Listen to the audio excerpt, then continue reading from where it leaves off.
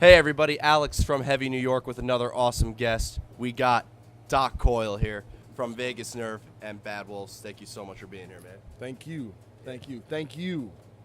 So it's great to have you here because you have a Visceral out with Vegas Nerve. It's awesome. How's the record cycle been so far?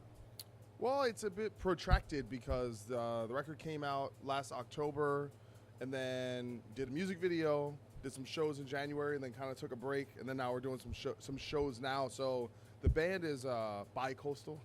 So it's makes it a little bit difficult to do normal band things. So everything takes a little bit slower than I think some bands where everyone's in the same place, So, but doing this, this show today basically wraps up everything our goals for the record was basically put the record out, do some shows, actually get out there and kind of show the world that we're a real band. I think when we put the record out, we had done only one show, and when we were like talking to some record labels, I got the vibe that people just they see a record, they want to see the band out there, they want to see you playing, they want to see you actually working for it. So, but yeah, so this is kind of wrapping everything up, and then after this, gonna start writing some new songs. Even though we're playing a new song tonight, we've already started, but try and do like a full-length album. Okay, that'd be awesome. Now, coming out of God Forbid and starting this project, I mean, this sounds very different from God Forbid. So, how different of like a mind frame were you in when writing this? Like, did you go into it saying, I want to make this sound very different from what I've done previously? No, I was just writing what I was feeling, And in many ways, I think what I was doing with this band, which was happening around the time of the last God Forbid record, this felt more natural to me than writing that stuff, and I had to kind of coax myself, like I had to almost like get myself in the mood to write God Forbid stuff, 'cause I think, at least for me, I just, I think your tastes change with time, and then you feel like sometimes within a certain metal structure that there's like limitations. Like I can only do these kinds of things, I can only have these kinds of parts because the music is so intense. You feel like if we ever let up a certain amount of intensity, then you're kind of betraying what people want out of it. And that gets real dicey if you're not really feeling it. If you're kind of faking it, or if you're like, I'm writing this because I think people will like it instead of I'm writing it for me. Yes. And I think sometimes that's what a lot of times it happens with certain metal bands, where the kind of people in the band lose their edge. You're not as angry as you were when you're 20. You're not as, and so a lot of bands in this realm, it tends to get a bit more commercialized, I guess, when you get older, or a little more softer around the edges, and that's just kind of and that's the whole thing. I don't want to bullshit. If I'm gonna write a fucking heavy record, I want it to come from a true place. Exactly. So did it feel kind of that way when you were doing the Equilibrium record with God Forbid? Like it was a little more on the force side? I'm saying for me personally, like okay. I had to like kind of dig a little deep, and even though there's some stuff that I think is great, but I feel there's, in some respects from my end, it was a little uninspired, and I don't, luckily we had Matt Wicklund, who joined the band and replaced my brother. He brought so much creativity and did so much of the writing, it kind of helped alleviate a lot of that burden.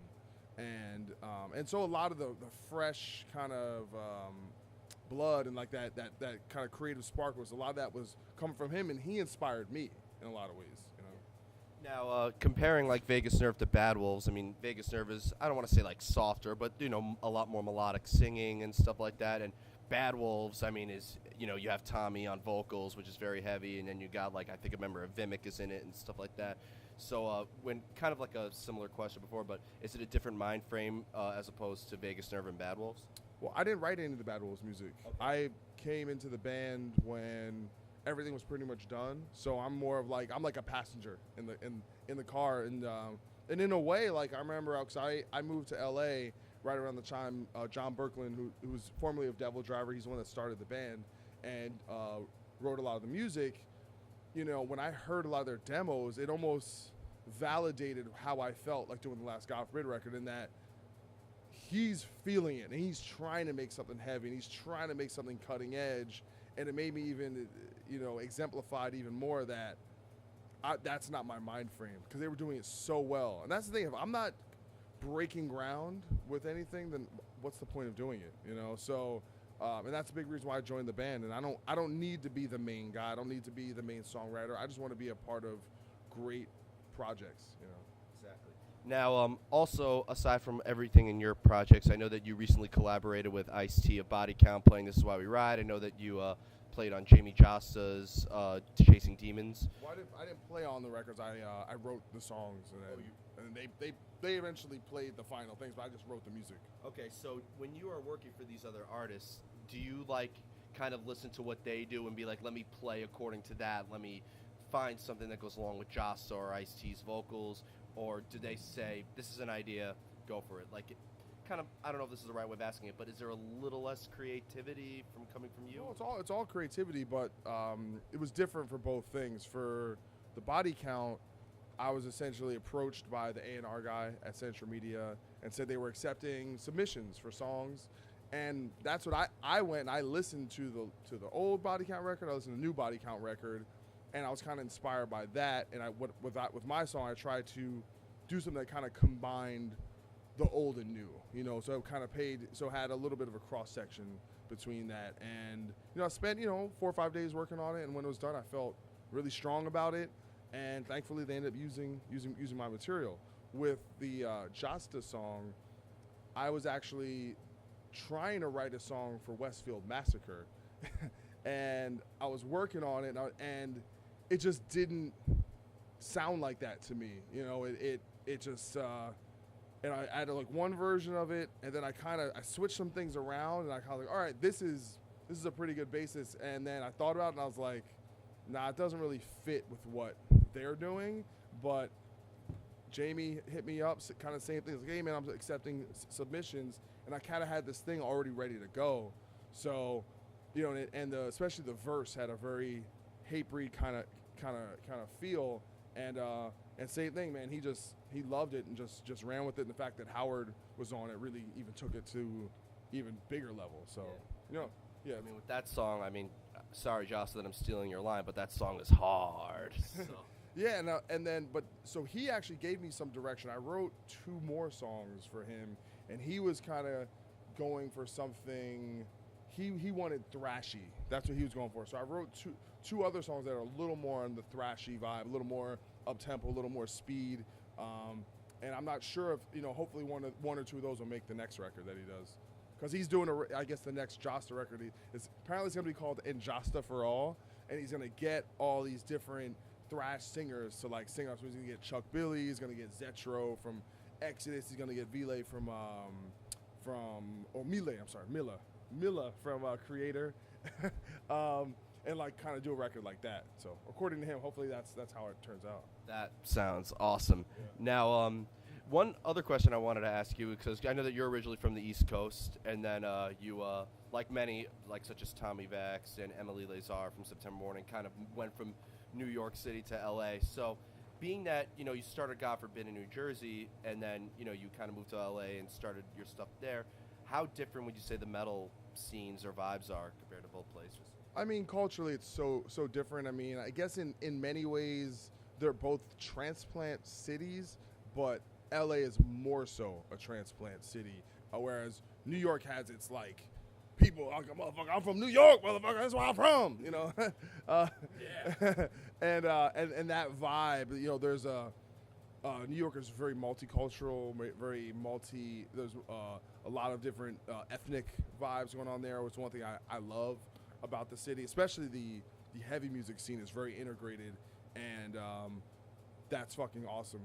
There, it's so you're getting people from all over, and you're getting people with more professional aspirations. So it's I think there's kind of just a more professionally minded situation there, and you're dealing with kind of an infrastructure of being the center place of rock and metal for 30, 40 years. It's that's where the Doors were from, and that's where this great record was recorded, and that's where the glam metal and Van Halen was playing there, and Motley Crue. And so you have this kind of bedrock of a history.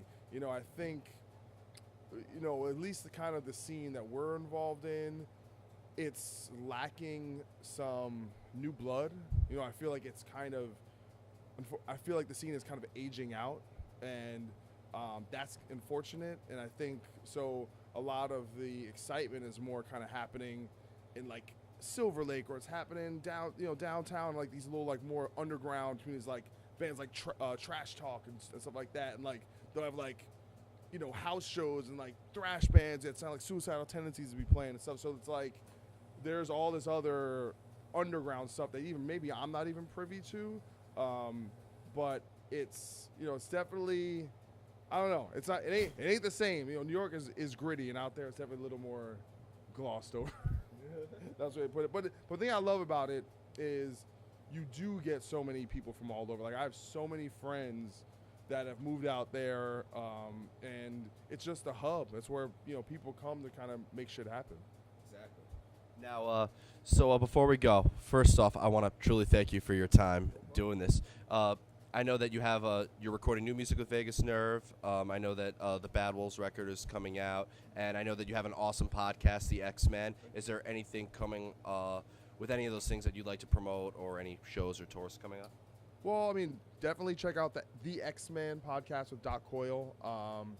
It's a podcast I started less than a year ago, and the theme of the podcast is me being an ex-member of a band. I speak to ex-members of bands, people within the industry who have kind of had changes in their career, and talk about, I was doing this and now I'm doing this. And it's really about dealing with like life transitions, and that's doing really well. It's actually the feedback I've gotten from the show has been overwhelmingly positive, and the show seems to be growing, and it's something I really enjoy doing, and it does have the same kind of creative underpinnings of creating music or doing some of the writing that I do. So definitely check that out, because I'm really going to be, really the end of the year kind of opening up for me. So I'm going to be putting more focus in that. I'm going to be doing a bunch of writing when I get home. The Bad Wolves record's not going to come out till the new year. So that band will really start touring after that. And Vegas Nerve, like I said, is more likely kind of going to go on the back burner as far as being busy for a while. We're just going to kind of work on songs in our spare time and stuff until we kind of build enough material, and then we feel like, all right, it's ready to kind of get in a room and figure some things out. But yeah, I mean, that's really what's going on right now. I mean, as far as promoting, just follow me at .coyle, DOCCOYLE, Instagram, Twitter, Facebook. I'm all over the place. You want to keep up with me. Or also check out my website, www.coyle.net. There's a prompt will show up. You can sign up to my newsletter, and just all my stuff goes to there, anything I'm kind of working on. So. Awesome. Well, thanks again so much for your time, everybody. Doc Coyle of Vegas Nerve and Bad Wolves and the X-Men podcast. Alex from Heavy New York. Be sure to pick up Be sure to pick up the latest record by Vegas Nerve, Visceral. It is absolutely kick-ass. Brought to you by Poland Spring. We get free water. Thank you, Poland Spring. Give us See that? That's right. It's an avalanche in here. Be sure to pick up their record, Visceral. Be on the lookout for the Bad Wolves record coming out in 2018. Huge shout-out to St. Vitus as well as Tim No. 37 Productions, and we will see you next time on Heavy New York.